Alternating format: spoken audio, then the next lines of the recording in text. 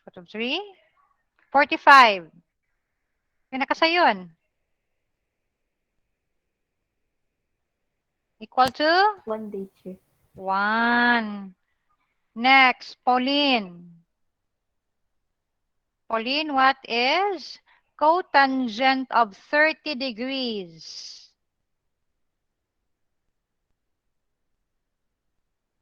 Okay, correct. Angel Grace. Yes, sir. Okay, what is cosine 45 degrees?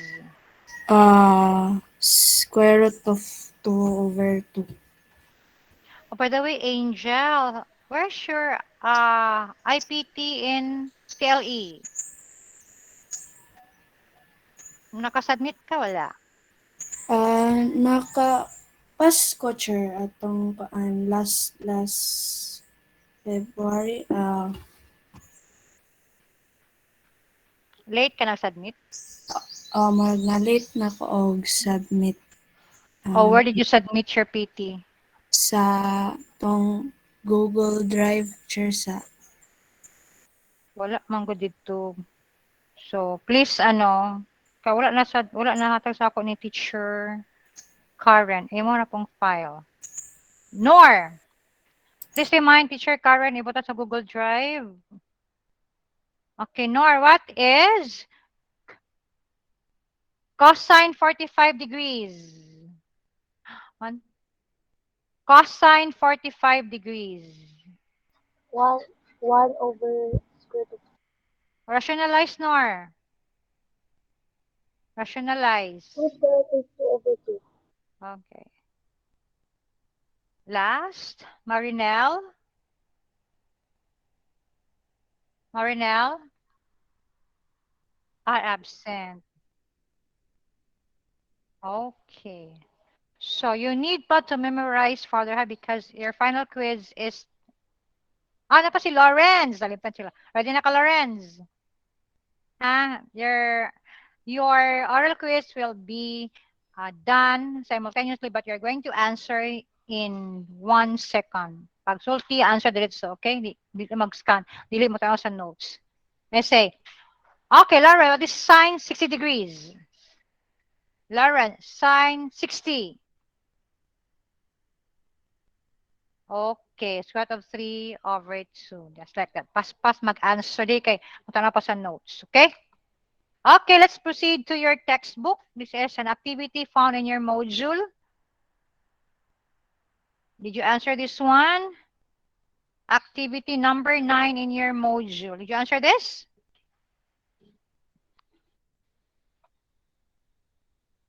That's big because most of you are not answering from the module. This is activity number 9 in your module now. Find numbers, enrichment, page 330, number 7 to 12. Get your book, page 330, number 7 to 12. Get your pen and paper. Get a copy of your module. If you don't have a book, then open the module from your silid. From your silid. Katong wala yung mga libro. Let's answer number 7. This Page, sir. page sa textbook, page 330. Okay, sir. Ang wala yung libro, then proceed to your module. What's no book here for now? Ian, ano kay book Ian? Not sure. Okay. Number 7. What is 3 cosine 30 degrees? Square Okay. of 3 over 2. Okay, 3 is square root of 3 over 2. Correct. 3 times cosine 30 degrees. Cosine 30 is square root of 3 over 2. So multiply that by 3. The answer is 3 square root of 3 over 2. Next, how much is sine 30 plus cosine 30. Other hands. Now, you have an answer in your module, but I want you to answer it first in your notebook.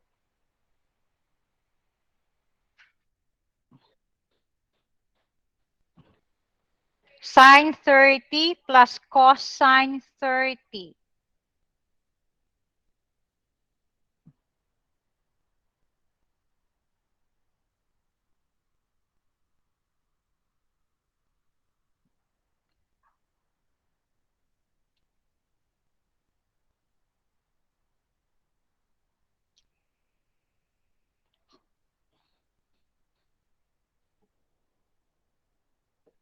Other hands. Your answer is a fraction. Yes, Rupert, what is your answer? Sure. 1 plus square root of 3 over 2. All over 2. Okay, all over 2. Okay, that's correct.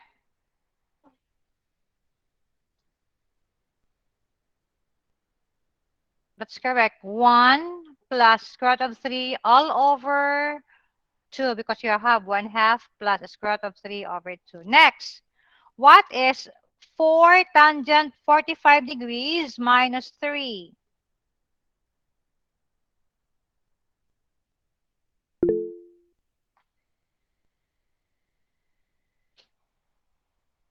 Yes, Jade. 1, che. 1, correct. So 4 times tangent 45 degrees is 4 times 1. And then minus 3 or minus 3, it's equal to 1. We're able to follow? Because I cannot use, oh well. Next, how much is sine 45 degrees times cosecant 45 degrees?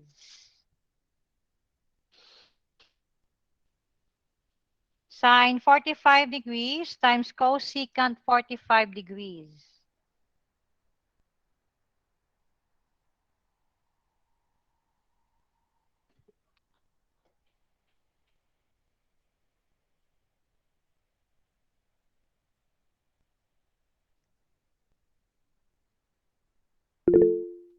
Yes, oh, Jade na naman. Other hands. Yes, Aliana. 1, chair. 1, very good. Because these two are reciprocals to each other, right? Sine and cosecant are reciprocals. So if you multiply reciprocals, it is equal to 1. Okay, thank you. Then number 11. Cosine 60 degrees minus secant 60 degrees.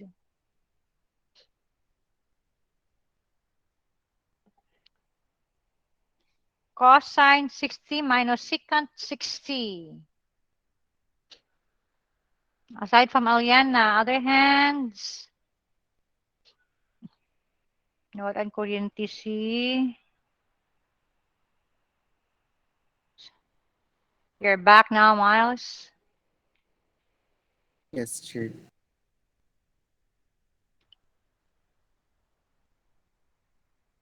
You're using data? Yes, sure. Okay, well, how much is number 11?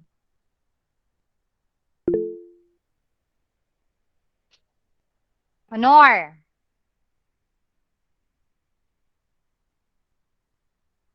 Negative 3 over 2, check. Okay, negative 3 halves. So 1/2, that is cosine 60 is 1/2. And then secant 60 is 2. 1/2 minus 2 is negative 3 halves. Okay, last from your module, number 12. How much is secant 45 degrees times tangent, divided by tangent 45 degrees?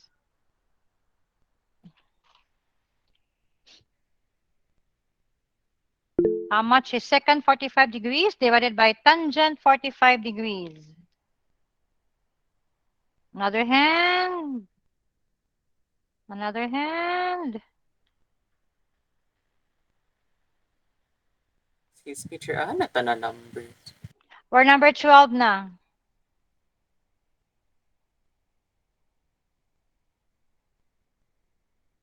Ah, yes, Isa. Square root of 2.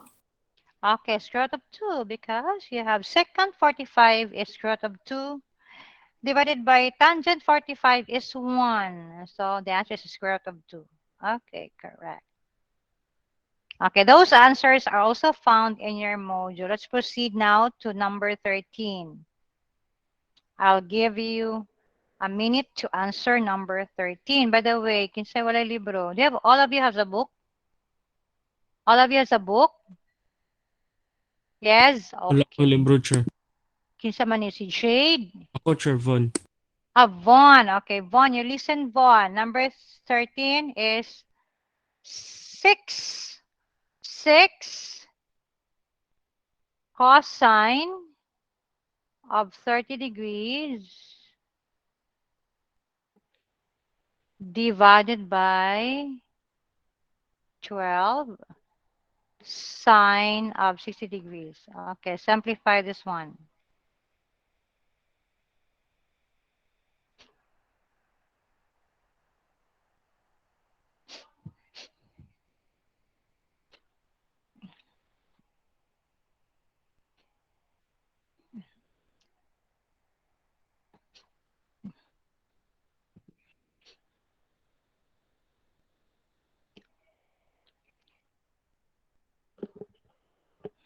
If you want to answer, please raise your hand.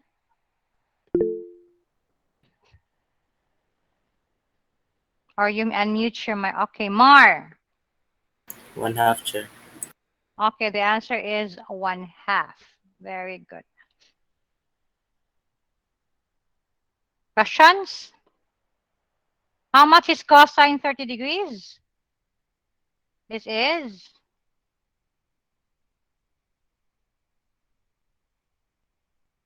right?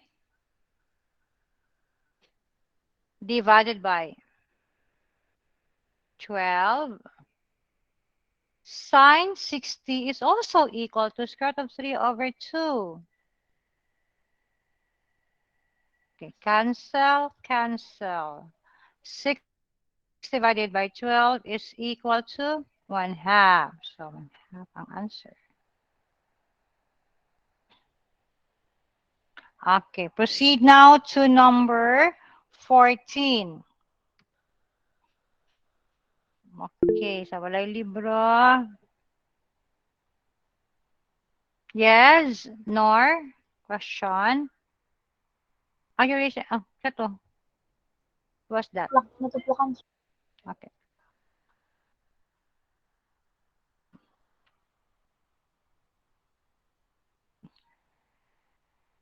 Okay, for those who don't have a book, number 14.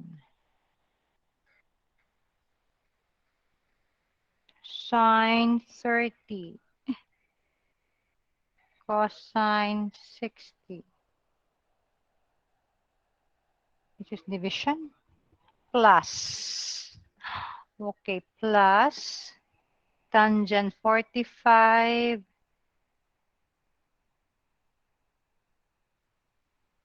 Raise your hand. Katong nag-answer ganina sa number 12 o number 13, do not answer anymore.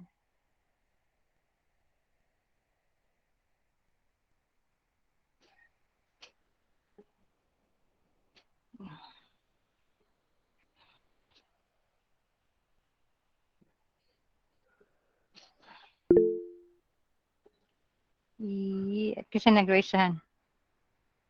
Let me see, I cannot see. Okay, Candy.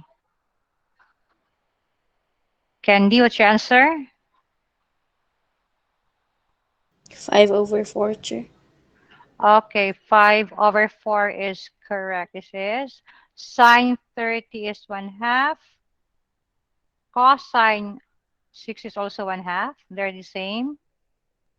1/2 times 1/2 plus. Tangent 45 is 1. Cotangent 45 is also equal to 1. Okay, and then simplify. 1/2 times 1/2 is 1/4. 1 times 1 is 1. 1 plus 1/4 is equal to 5/4. Correct.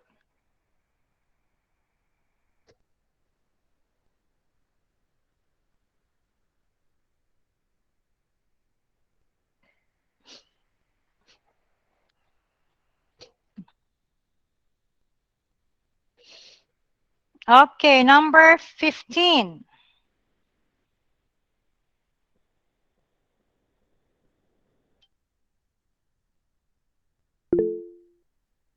Yes, Aliana, naki-answer?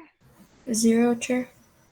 Number 15, the answer is 0. Correct. Let us show the solution. Cosine 60 is how much? How much is cosine 60? You have cos 60 minus sine 30 times tangent 45 divided by cotangent 45. How much is cosine 60? Cosine 60 is 1/2, Chair. 1/2. Then you have minus sine 30 is also equal to 1/2 divided by tangent 45 is 1 divided by divided by cotangent 45, which is also 1. 1/2 minus 1/2 is 0. Divided by 1 is equal to 0.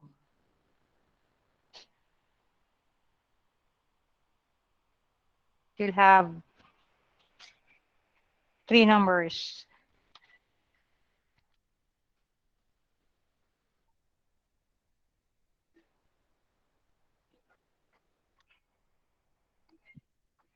Okay, next number 16.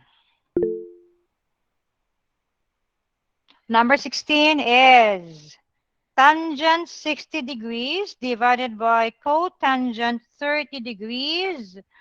Who is raising the hand? Uy, daghan man. Who raised the hand first? Sophia. 1, Chair. The answer is 1. Correct. Correct? Did you get 1?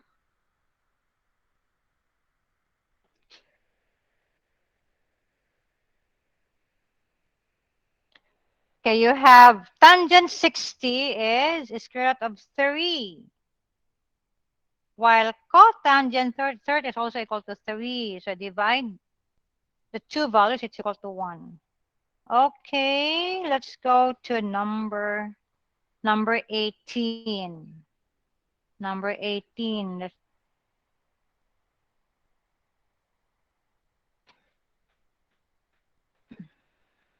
Sa walay libro. I have to use my class. I have to use my writing pad, but I have to switch off my camera. Kilang? Because I don't have here a multiple USB. I have to, so I can write properly. Okay.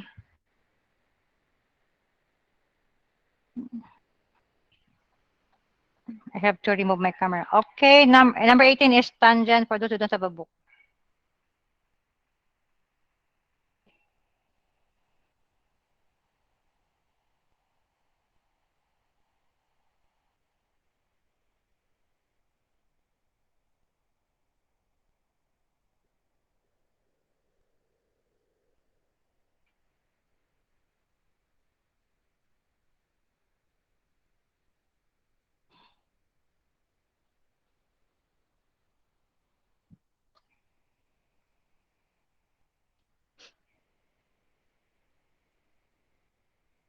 Okay, I'll give it 2 minutes because it's a complex fraction to solve.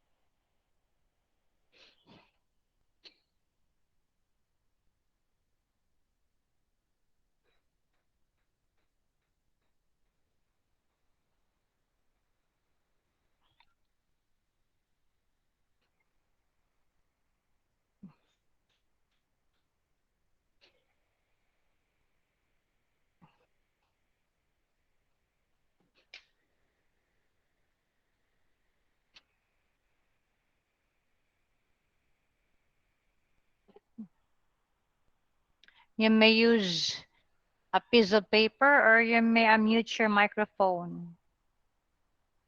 Can you hear me, 9H? Can you hear me?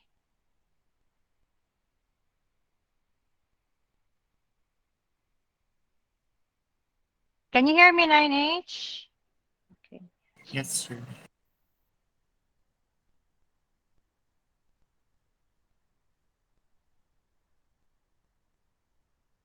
2 minus square root of 3. Okay, you have divided by, okay. Ah, is it 2 minus square root of 3? 2 minus,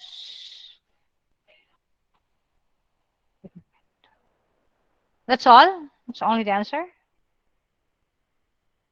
Let me check, ha.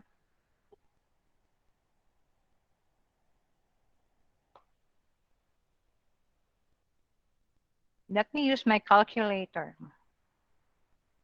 No.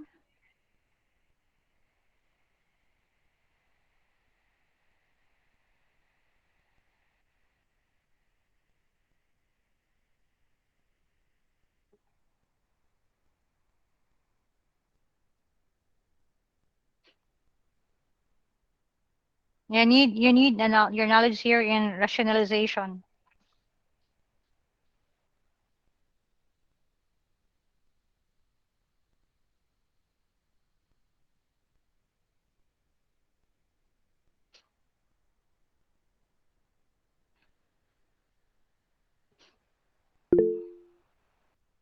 What's that? Aliana, Yes, sure. what's your answer? Square root of 3 plus 2. Root of 3 plus 2, 6.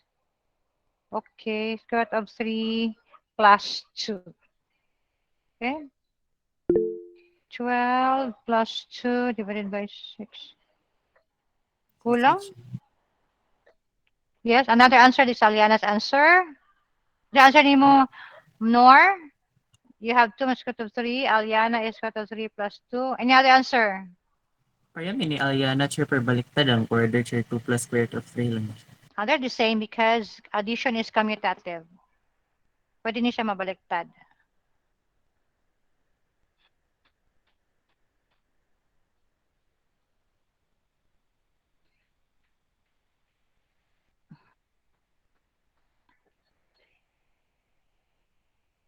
2 plus square root of 3 pala ko siya. Okay, so you have square root of 3 plus 2. Okay. Okay, how did you get the correct answer? Okay, this is a fraction. How much is tangent 30? Square root of 3 over 3. Tangent 45 is 1. 1. 1 minus. Again, this is square root of 3 over 3 times 1. Okay, you have a complex fraction. How do you simplify this? How do you simplify a complex fraction? This is 3 actually. Okay, we simplify first the numerator and denominator, or you may use the LCD of the whole fraction. What's the LCD here? The LCD is What's LCD? This one, diba? 3. Pag mawala si 3, you multiply by 3 over 3. Right? Okay, multiply by 3. What is left is square root of 3. Multiply by 3. Our purpose is to remove the fractions. Then this one, 3 minus this one is square root of 3. How did you simplify this one, Noor? Oh, Miles, how did you simplify your answer, Miles? How did you remove the denominator ng radical? I actually try mo rin pop up pag-solve sa calculator siya. Oh, okay. Now, okay. You have to show your solution. You have to show your solution. So I will require your solutions for this in our quiz or long test. Show solution.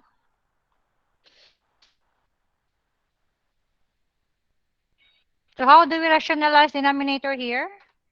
If you remember our lesson in the second quarter, Siya, ibalhin ang square root of 3 nga nasa opposite sa generator. ibalhin man. Wala man siya'y exponent nga negative. Like sure ka tong i-opposite operation. Yeah. We multiply this by the conjugate. Okay. Diba? By the conjugate of our denominator. Okay. Now these two are the same, right? But they are just arranged differently. But they are the same. Addition is commutative. So we can also have this as 3 plus the square root of 3, right? Because addition is you can interchange the terms. But for subtraction, you cannot interchange the terms. So how do you multiply this two? 3 times 3 is 9 plus 3 times square root of 3 times 2 will give you 6 square root of 3 plus kanin duha b squared is 3 over, okay, difference of two squares you have, remember mo kasani 9 for 3 squared minus the square of the square root of 3 is 3. So you have now 9 plus 3 is 12 plus 6 square root of 3 divided by 6. So this time, you have now the answer, but you can still simplify this because there is a common factor, which is 6.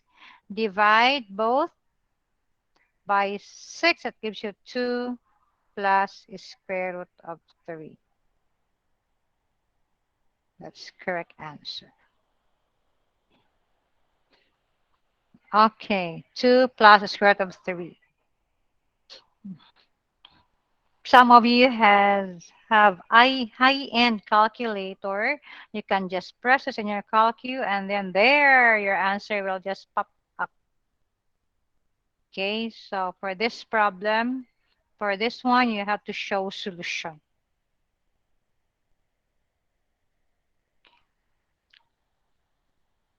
So you need a background of your fractions, how to simplify fraction, and then how to simplify radical expressions. Okay, questions? Is everything clear? Okay, we're done. We're done with our lesson number 2. Please practice solving. Memorize the trigonometric ratios of our special angles. And then memorize our SOHCAHTOA. Okay, we'll have our quiz number 2 next meeting.